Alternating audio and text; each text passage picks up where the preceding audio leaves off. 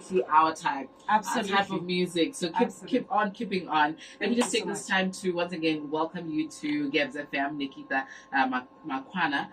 Nikita Makwana, who is Nikita? I mean, for somebody who's only hearing about you for the first time today.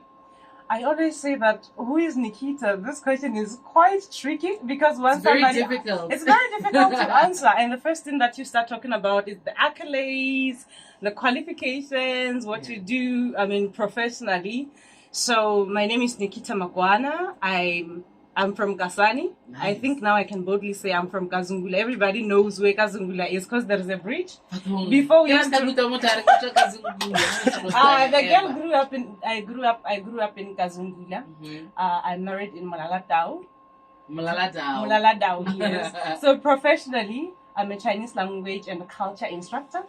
I'm an intercultural strategist. I'm a recording artist. I'm a podcaster. I do quite a lot. You wear so many hats. Yes. Your wife. Yes, I'm a wife. You do so many things. One thing that really got us interested in you and in your bio and your CV is the fact that you are a Chinese language educator. Absolutely. Before we get to that, obviously for you to study Chinese, you'd have come from you had a certain background. Yeah. Languages. How did you come about to say, you know what, I want to do Chinese? Like, it's a form of Wi-Fi. There's so many options that you have. And for you, you're like, I want to start a different language. How did that come about? I think that my story is a bit similar to most of stories of many young Botswana. When you finish from 5, it's not everybody who has the privilege to be, to have career guidance. What is it that you want? I didn't have that, honestly. I just, like I said, I grew up in Kasani. So I didn't even think at one time I'm going to be at varsity, something that I wanted to do, but sometimes it's, you wonder, like, would I really do this thing? Yeah. Because of the environment that I grew up in. So to say there is one specific thing that said, Nikita, you should do Chinese, I would be lying. I just came to Gaborone, by the way, and I was not sure what course I was going to do. It's only when I got to UB and then I collected, is it the brochure? Where they show the catalog for the courses. And then I saw Chinese. I was like, you know what? I can speak Tswana, I speak Sisubia, I speak Lozi. Man, I can speak Chinese. After all, these guys are everywhere, so I need to figure out who they are and what they are saying. Actually, now that I'm just thinking from the top of my head, I'm pretty sure Chinese would have been the easiest language for you to learn. There's this guy that I know. I think I worked with him at some point, and every time he speaks a language from the Kazungula side, the Kasai, it almost like the tongue it's got like Chinese vibes, So that's how you feel. That's what you hear. I'm like, this sounds so Chinese, So maybe, just maybe, it was easy for you because already you speak, the languages that they speak in Kasani areas, you know. So you go into Chinese. You learn Chinese, of course, like you say. It was interesting for you at the time. Yes. So how's the journey like for you? The learning and all of that? It has been almost a decade now. I've learned Chinese for almost a decade. And I started at UB. I studied it as a degree course. And then I did my master's as well in China, Beijing Language and Culture University, in international education of Mandarin or Chinese. That is teaching Chinese to speakers of any language. Speaking Chinese to speakers of other languages. So if you are a French speaker, you are a German speaker, you are a Setswana speaker, Nikita can teach you Chinese. Yeah. Can you teach me how to say, welcome to Gabz FM, Nikita? 欢迎大家来到 Gabz FM. Say what? Come again. Say what? 欢迎 means welcome. 欢迎大家来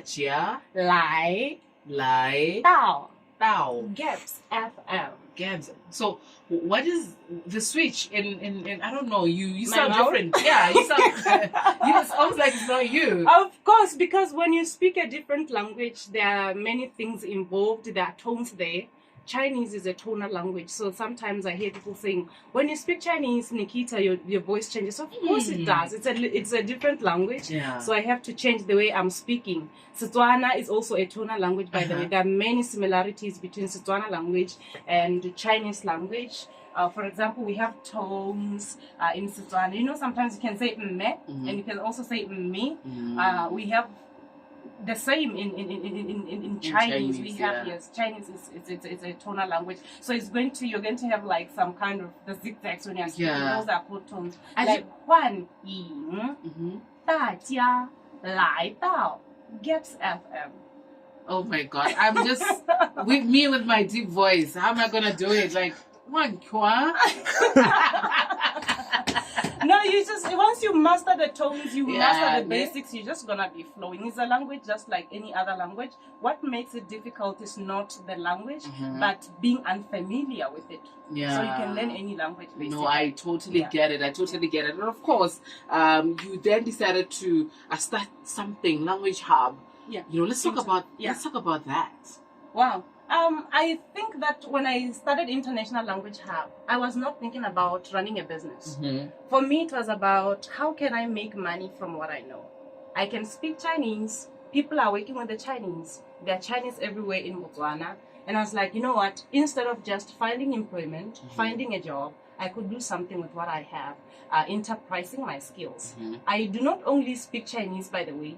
I understand the Chinese, how the Chinese do business. So I help people in the corporate, executives, individuals on working with the Chinese, not only the Chinese, but basically people from different cultural background. So I'm an intercultural strategist. If you want to travel outside, I help you how to go outside and still thrive as a professional that you are. You are leading teams from different cultural backgrounds. I help you. How can you lead people that are different? Because Chinese are not like Botswana. We have similarities, yes. We also have differences and so on and so forth. So I just decided, how can I make money from this? And by the way, I was doing that before for free. Someone would be like, oh, I want to buy things in China. And I'll do everything for them. For free. And at one point, you know, you just get tired of being hungry, man. You just get tired of being hungry.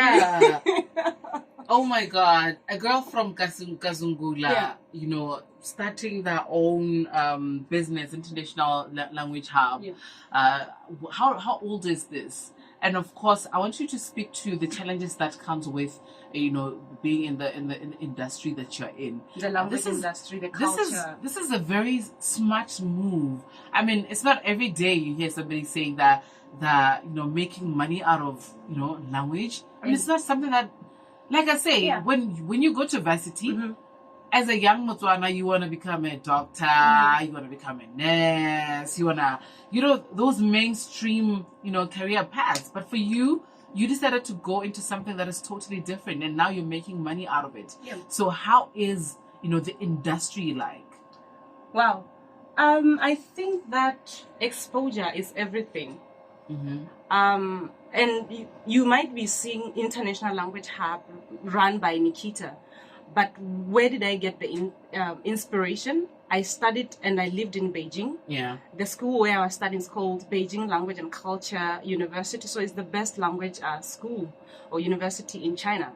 When I was in that school, I saw, you know, basically how they are running the business. It really opened my mind. They teach different languages, but Chinese is at the center. They do translation. We actually do translation, by the way. They teach quite a different languages. So it is called actually a mini United Nations. So I would say that it's an imported idea. I saw it somewhere and I saw it working and I said, this can work. In Botswana, for instance, we have people, institutions offering language courses, but only as electives.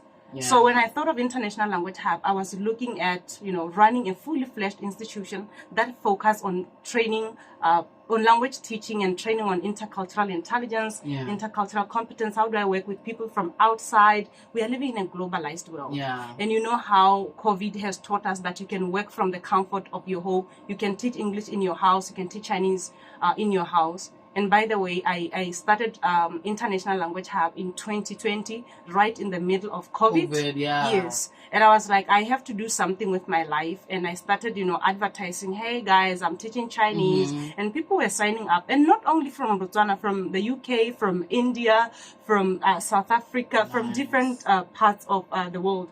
And like you asked, what are the challenges? The challenges, they are there. I think that especially in Botswana, we have the challenge, first of all, of the market. Yeah. So for me, I decided I'm not going to focus in Botswana for the market because, I think we are playing a catch-up game with the world.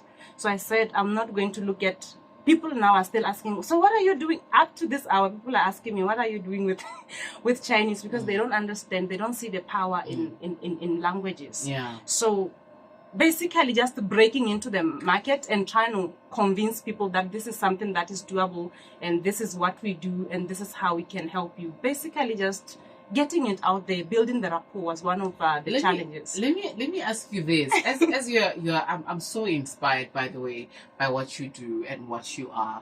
But sometimes when we have conversations around international languages, some people who would classify themselves as staunch Africans or patriots would say we've been colonized because for the longest time obviously we had English as a primary language in Anglophone countries, and they said that it sort of like made us put aside our local languages, and now we've been seeing the Chinese or China really heavily investing in African countries, not just Kako languaging, but other things as well. And of course some people would say soft power, soft power. We're gonna teach Africans how to speak Chinese so that they can put aside the English language because China is a powerhouse after all.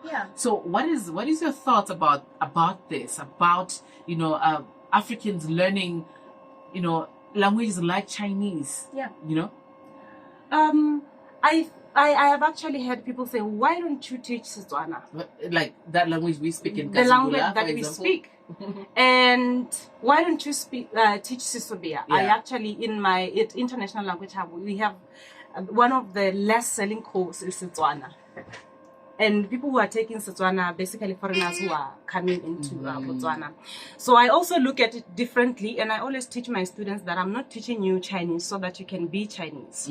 I'm teaching you Chinese to understand Chinese like the back of your hand. They are here and you can see that the Chinese people are here and we are operating or working with them in autopilot. We don't know how the Chinese think. We don't know how to do business with the Chinese people, but they are here. We are working with them every day. So it's basically about bridging the existing gap. The language barrier, it is there. When you are going to do business with the Chinese people, you need to know the Chinese people. And I talk about language. One thing that happens to you when you learn a language, you get a deeper understanding of your own. I grew up speaking Serotsi. I grew up Kibua Sisobia. So, Hakibua Stonahonali accent, Yamunyana, you get. So, what gave me the deeper understanding of Setswana is because I was learning English and I was learning Chinese. So when you are learning a foreign language, you get to understand the deeper things in your culture and in your own language. So those are things that are there. And most importantly is just understanding who is this person, what are they, how do they do business, how do they run business, how can I work well with them, and how can I understand what they know. Because I think that question also, or basically that perspective, people are ahead. We can't deny the history of colonization. We can't deny that, people were robbed of their resources. And I believe that it is because they were signing papers they didn't understand. Papers were written in a language they do not understand. And the things were spoken using, a language, and language and culture, they go hand in hand. Actually, language is an element of culture. So you can't separate the two. And you are only afraid of people if you don't understand them. If you know someone, you know how to talk to them. You know how to basically put your foot down and say, this is how we do things in Botswana.